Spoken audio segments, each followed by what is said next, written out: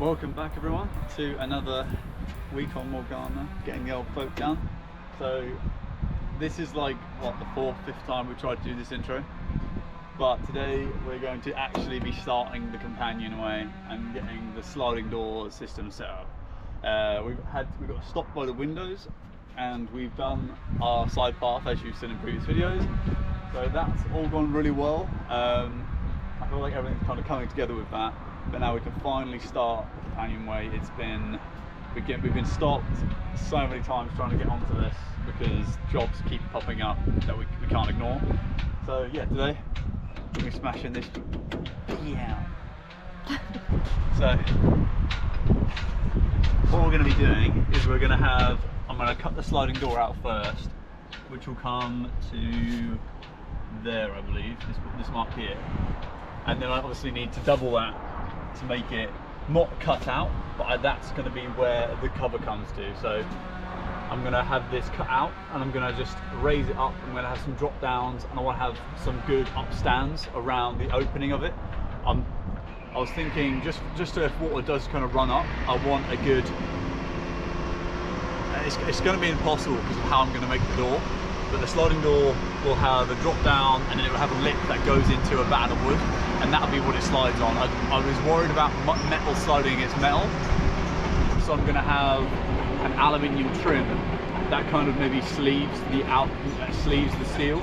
We'll see how it goes, because obviously painted metal will just be taken off by anything the second it starts to move. So I'm going to have the sliding door up here, and then we'll have a cover that starts around here and it will come back to around here, so it can slide away and can be nicely tucked away without, it looking hideous or catching anyone's fingers or toes if you're standing here. I also want the sliding door to be not hard to move, but I want there to be a slight bit of friction. The only thing I'm worried about is if someone was to have their hands down the end here and it was really easy to smooth, really easy to kind of slide, and it just locks onto someone's hand. Imagining that someone has just closed the door too and didn't know how to lock it in place, and then it just slid back and got someone's hand. So I want it to be a little bit slow, so there's like maybe just a slight bit of friction there. Yeah, I'll explain as we go. Nothing wrong with my gloves. What do you mean? They are perfectly fine. Oh my god. Oh, that's cool. Oh, along this side it's just wear and tear, but all that is not wearing welding gloves, because the second I'm welding or if I'm grinding, it just melts these gloves. You are supposed to wear good heat resistant gloves, otherwise it just melts straight through. But this side is just literally from wear and tear.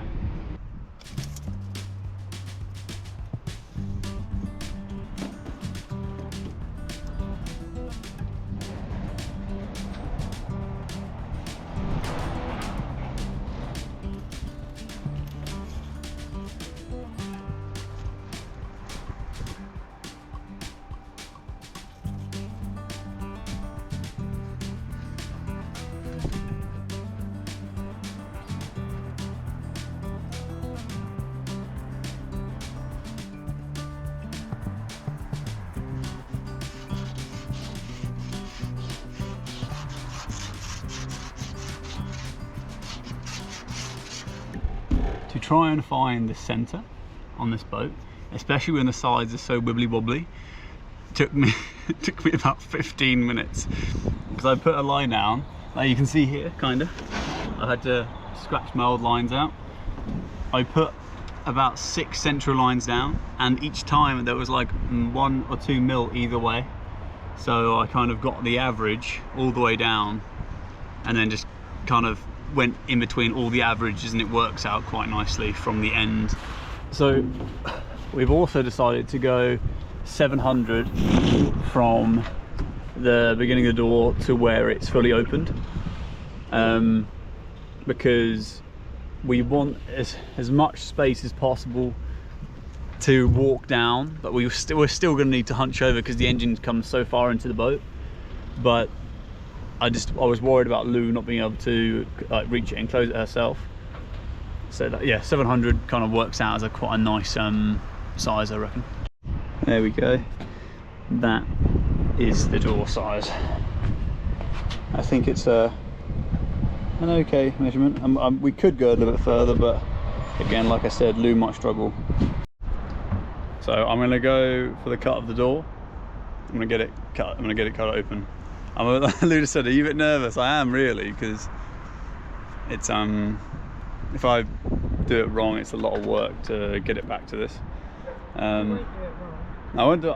Yeah, it's more of the size, actually. I just keep saying, is it definitely enough? Yeah. Yeah, I think so. Lou's just doing the video because when we get back, we're so tired, so you kind of lack the energy to do it. Okay, I'm gonna go for it. I'm just setting up this little tent, so no sparks can go either side to these boats because I'm cutting right in the middle. There's a chance it goes both sides, so I made a little tent for myself, and I'll cut backwards instead of coming up this way because it hit Lou.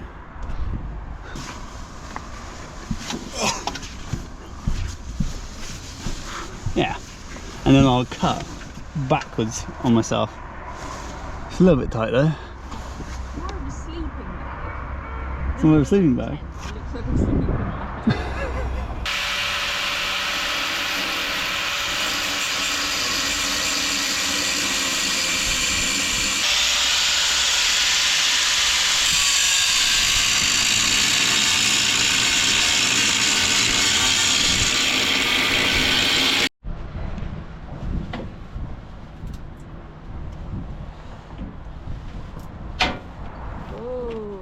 Oh my god, that's heavy though.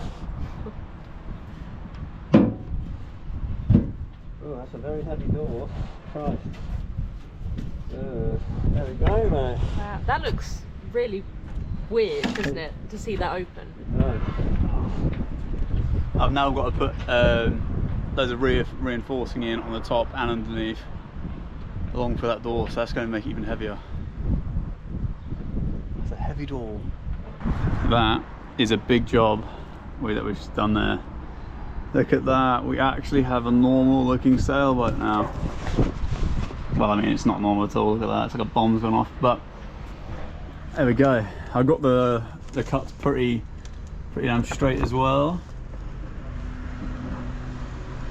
And now I'm gonna reinforce this first. Well, when I say I'm reinforced, I'm just gonna put the upstands on all the way around, and then I'm gonna gauge how I'm gonna make the door out of that. Yeah, anyway, I'm chuffed like that. I'm so chuffed.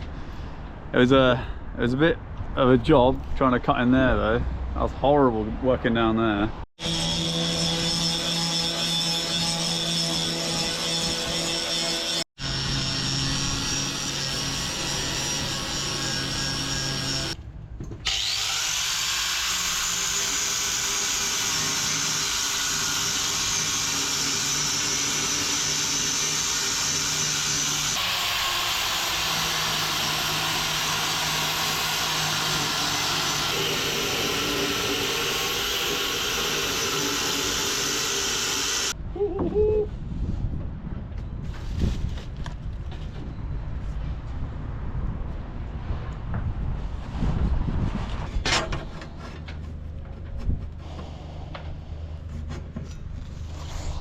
Something I just realised a few minutes ago was that because I cut it out, and as I was about to put the supports in, there was actually a fair bulge in the middle there. So I'm using the sides to stop the water from running in as my bracing to straighten it out, and it's worked really well. I'll just show you. I'm not finished yet, but so as you can see there, that you see a little bulge in the middle. So now I've been able to get that out by using this, and this is the last little bit. So all I've got to do is push that down to there, and then that's good. But I got my welds on there.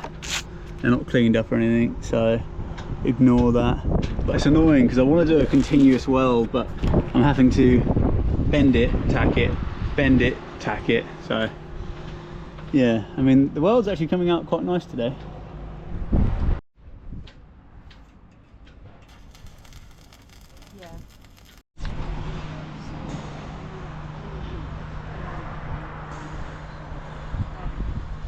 So it came out really nice along here. Really chuffed up this one. I made where I stopped and started, where the tack weld was. That looks a bit ugh, but yeah, everything else. I'm getting there. Not the worst anymore.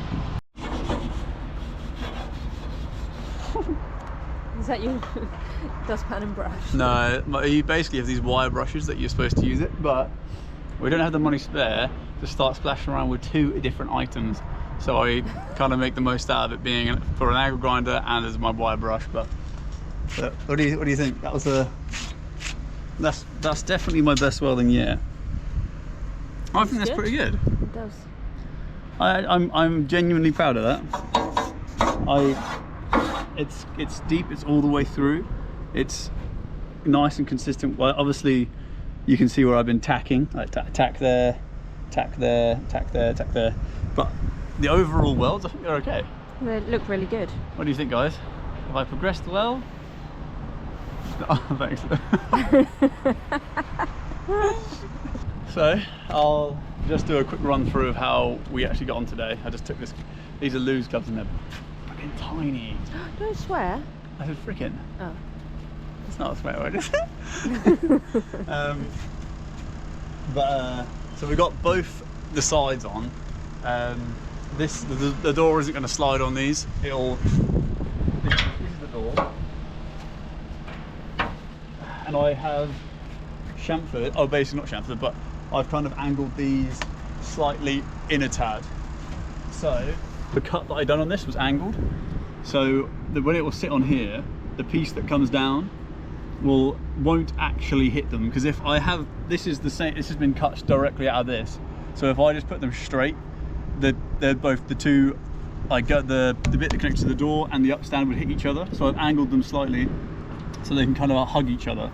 And then this will go down, and then it'll have like a lip out here which goes into the runners, which we're going to make out of. Hopefully I can get like a good chunk of teak or something. We'll see how it goes. I'm back in England. I'll be able to get some really nice wood because I know where to go there. As you can see, this will be the door that slides back. It will slide back to where Lou is. Obviously I haven't got the pieces, so essentially there'll be a piece like this going down on the side, and then another piece sat like that to go into the runners. I haven't been able to get that done today because I spent most of my time making that tent. But tomorrow I'm just going to get these pieces on. These aren't going to be angled because this is going to be what stops the door from sliding back too far. But I've got 2 of these pieces. I'll join them together, and then I'm going to try and get onto making the actual door itself kind of sit over this. I don't know how we're going to get on with getting some timber for the meantime to make the runners, so I'm just going to have it sitting over and probably just like partially weld it on for when we get back to England. I don't know. We'll see how it goes. See how tomorrow goes. But yeah, hope you enjoyed today's little begin of the Companionway.